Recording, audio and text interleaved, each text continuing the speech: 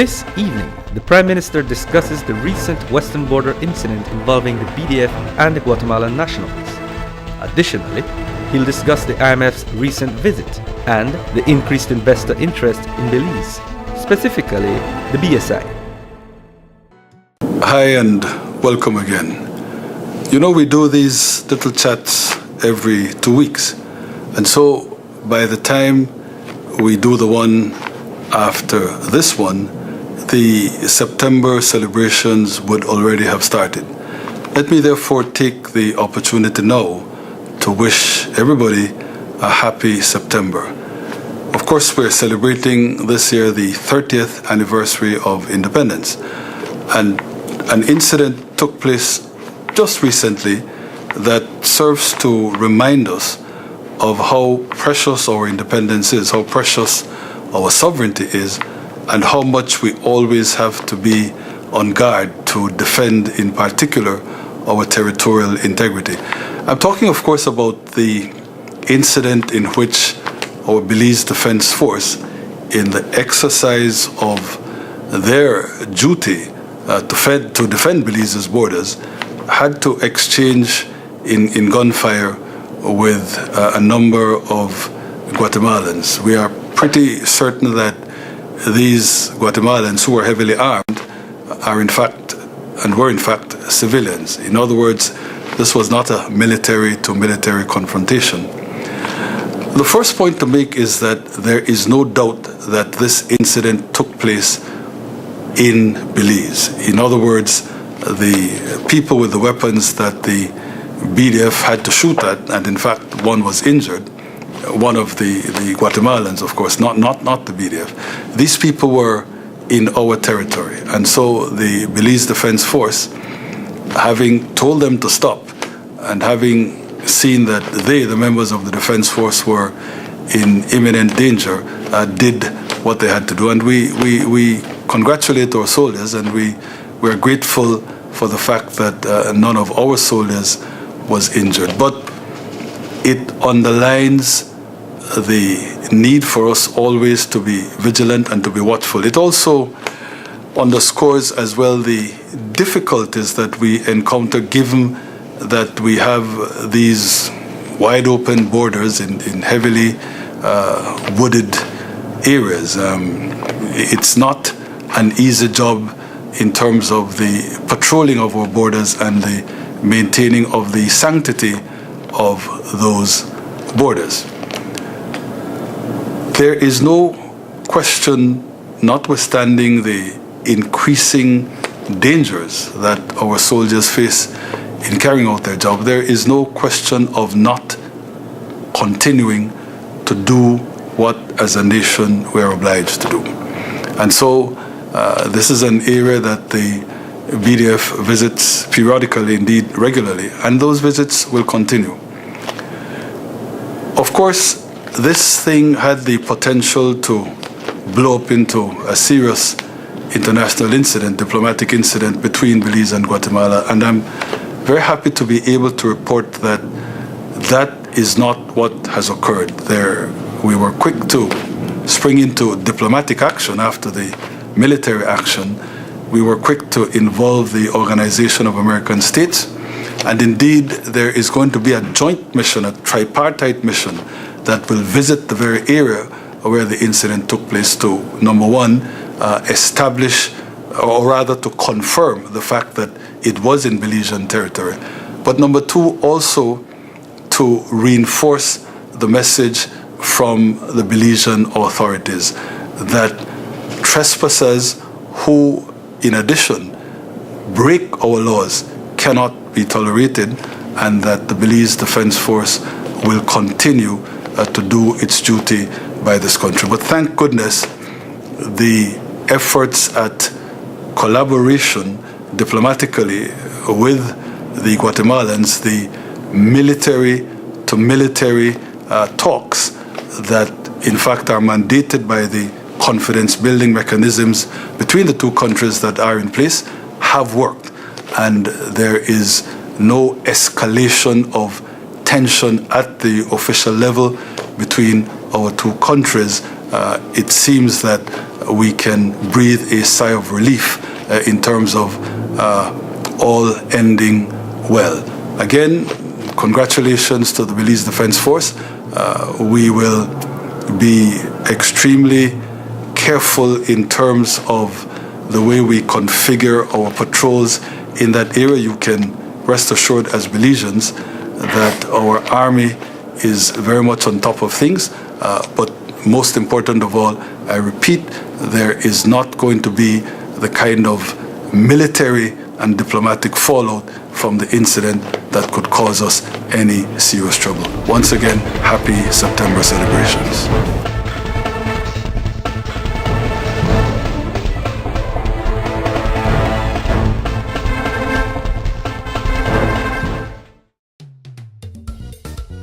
Be one with adventure. Be one with the magnificent Barrier Reef. Be one with the mysteries of the Maya. Rediscover the wonderful world that is your own backyard. Plan the perfect weekend or getaway at travelbelize.org with recommendations for dining and accommodations, packages and promotions.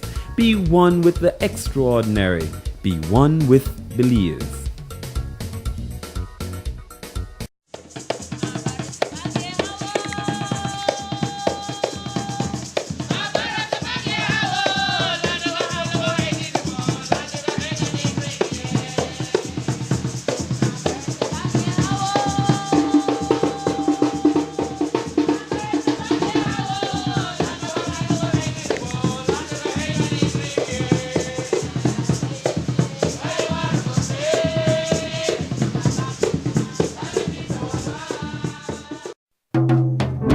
At BNE, we work hard to make our country a success.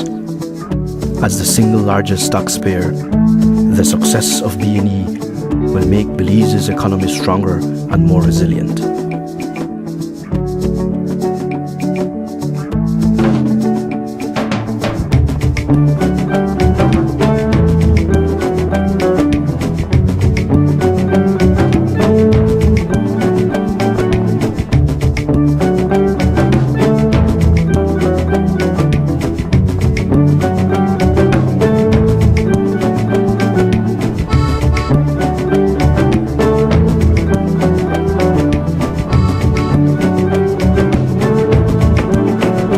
Our hard work directly contributes to our country's development.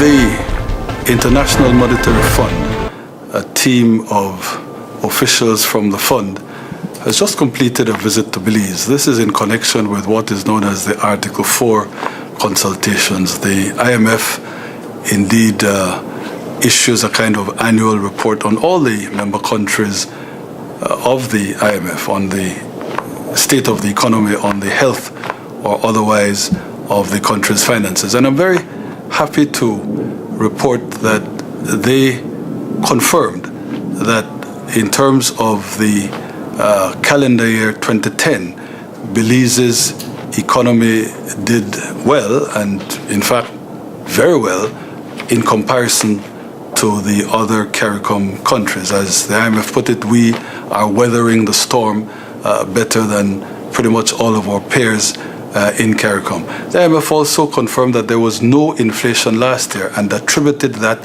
to the fact of the tax relief measures that the government had implemented. You will recollect that we removed import duty from a number of food items, and we also expanded the basket of zero-rated goods. Here is proof positive that those measures on the part of government in fact yielded tremendous dividends in terms of lowering the cost of living. For this calendar year, the first quarter of the year, inflation is up a little bit, but on the other hand, growth is over 6%. So altogether, again, this is confirmation of the fact that Belize is doing well. Now, one thing that arose in the discussions I had with the fund is this question of the investment climate. You know that as a consequence of the nationalizations that government has engaged in, nationalizations that we continue to maintain are very much for the benefit of the Belizean people, and nationalizations that we will stand by. But the private sector in this country spoke to the IMF about the investor climate. And I was able to point out to the team that this suggestion that the investor climate has suffered really is a myth. And I was able to point to empirical evidence. And I go back now to the fact of the Banco Atlantida interest in bringing between $90 and $100 million into the country and into the sugar industry. So now it emerges that there are two other firm expressions of interest and indeed proposals in writing with respect to the sugar industry. One is from a group that has already invested in Belize, in fact, bought over the old, unused Libertad sugar factory and is in the process of refurbishing that factory. In fact, they've taken on something like 70 Belizean workers in the course of that exercise. We know then that they put their money where their mouth is, and they have said that they are interested in coming into the BSI equation if there is any slackening of interest on the part of Atlantida, or if for any reason that deal falls through. Also, a group known as the American Sugar Refiners, which has bought out Tate & Lyle. Those of you who are familiar with our industry and the history of it will know that Tate & Lyle has been the marketer for Belizean sugar for years and years. So this group, the American Sugar Refiners, is the single largest owner of sugar refineries in the world. Again, you will recognize then that these are serious investors, well-heeled, well-financed investors, and they have actually put an offer in writing to the group that's seeking to arrange the new BSI loans, the new BSI financing. They've also spoken to me personally and have confirmed their interest in getting into sugar and in getting into Belize in a serious way. Tourism, which I told you on the last occasion, grew by 6.7% in the second quarter, and I'm talking about overnight tourism, is also continuing to attract people interested in new hotel construction. And certainly I saw a lovely advertisement from Victoria House in San Pedro talking about all they had done to refurbish their hotel. The point I'm trying to make, ladies and gentlemen, is that in all the key areas we advertised for bids with respect to concession for oil exploration that we have to award, and a huge expression of interest. So the point is that there is no slackening of interest in investing in Belize. Investors, global investors, foreign investors are savvy. They recognize that the nationalization is a one-time deal and confined to the utilities sector. Don't let anybody tell you otherwise. We're continuing to move forward, strong economic growth, and attracting the kind of investment that can partner with us in taking Belize steadily along the path of growth and economic development. Thank you.